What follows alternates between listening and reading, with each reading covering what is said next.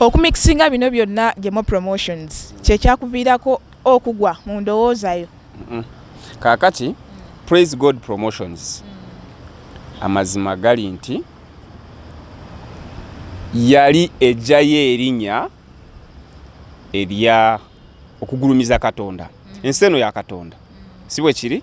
Ensi ya Katonda era katubali tumanyi nti erinnya eryo ngayo wali erita ogenda tegeka Babugembe, otegeke ba Judith Babirye, otegeke ba Joseph Ngoma, abantu abakuba ennyimba za Katonda. Kati munnange ate nga tukulaba oli mu Bakenzo, oli mu baani. Kaakati ekintu ekyo by the way sigwa asoosa okimbuuza. In fact nabuuzibwa abantu bangi Praise God Promotions ate tuwulira Shiba nengamba nkinyonyola bwe nti buli andaba nti okubeera Praise God Promotions kyali tekitegeeza nti tulina okusosola. Kati kambuuzeemu mu bwangu nti Joseph Ngoma ajuza abadde ne show yagamba nti bwoba toli mulokole tojja nedda webale nnyo. Kati Praise God Promotions yali teyawula muntu wa Katonda. Mu industry muno tukkirize tugaane Katonda yatusitula. Era bw'oba omanyi toyina Katonda industry egitenga bukyali togenda malako. Naye bw'onaaba ng'oli ku bwa Katonda muganda wange ogenda malako gaano bakkiriza bw'oba ng'oli ku Katonda. Naawe Katonda yatukozesa nnyo bano abayimbi benkunyonnyola basita b'eggwanga be nali nkoze na Bat First. Emyaka 10 gyemaze Katonda yabaddewo nga ntambuza era ne access y'okutuukirira abayimbi bano ab'amaanyi b'ogamba ndyoke nzije mu Babugembe ba Judith Babirye, Joseph Ngoma nali nsobola. Naye nagamba Mukama omanyi bano abayimbi bibatenda okubanga nti b'amaanyi beneetaaga kusooka. Then n'omuntu ono wa wansi agamba nti ebintu si byangu alabirewo nti Katonda mukulu. Bwe kibanga ddala Kenza akuba East Africa yonna n'asuka East Africa n'agenda buli ggwanga n'alikuba. Nze omwana ataasoma nze atalina taata nti yankwatiddeko genda otegeke Kenzo nkuleetera Praise God amakulu gaakyo kangende ntegeke Kenzo. N'omwana ono ayina ekirooto eky'okutegeka abayimbi ategere nti Katonda yasitula. Ani akozesa Kenzo okutambula eggwanga lyonna okumufuula kyali Katonda. Shiba atugamba nti yasulanga ebweru. It is true. Ani yamukozesa okuva waali okutuuka wano Katonda. We need to praise. Nange nno gw'oli naye nasulako mu church. Gwe kati oli bulungi gwe wasulanga mu church. Gwe oli bulungi. Kaakati nesitula ekintu ekyo nenkiteeka mu vali yeyo. In fact abantu bali tebakimanyi nti okupraisinga Katonda kintu kyangeri naye ng'ekigambo ekyo kyali kizitowa.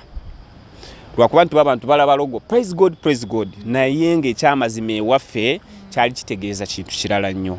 So abayimbi bonna ku level kwoli tuli ready okubategeka naye nga logo eri Praise God. Tegerekese. Yes, tetulinaawo kugamba nti ono oli ono afena tuli ba Praise God Promotion. We need to praise God kubanga kye tuli maanyi ga Katonda. Ntegerekese. Katono tuddayo emabega wali wogambira nti bakutwala mu komera. Like Gemo Promotions eyali Praise God Promotions wali toyinaawo timu gyokola nayo yali esobola kuba nti etambuza kintu kino maaso. Baaliwo naye nga bwe nkugamba nti tubaayo n'abakulu abalina access okutuukirira ekintu. Oyo yali nze. Kati nga bw'osobola okugamba nti okutte taata ewaka yabadde alaaninga buli kimu. Awo n'abaana balina okusooka kulindamu kubanga babadde tebamanyi kati baba baddamu kunnyonnyola. Nze mutabani wa gundi munnange process eba mpanvu. Yes, so ate n'ekirala access yali ntono ku tiimu y'ensonga lwaki olaba era eyimiridde gino emyaka gyonna. Yes, ate n'engeri Katonda yali mu process y'okugamba nti olabika otambula speed. Nze nzikiriza nti Katonda ekintu kino yakirimu.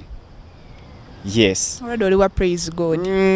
ndi wa praise God naye Katonda yali mu kintu kino sooke nkwatibwe ngende ndabe ekkomera we litambula bantu ki benyina okuyamba singa mba nfunye ku maanyi ag'enjawulo tegerekese kubanga mukomere ky'amazima nnyo ndabye ebintu ndabye Katonda mukomera ndabye Katonda ng'atambuza ebigere wali okiwuliddeko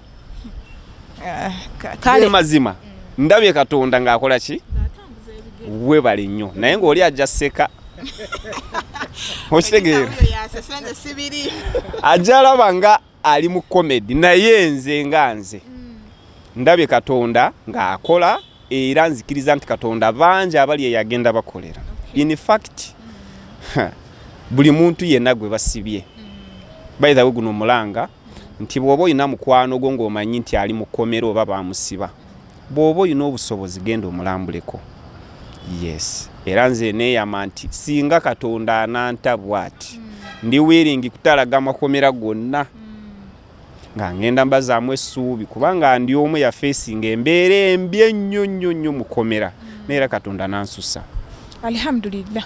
Producer obadde olina ky'obuuza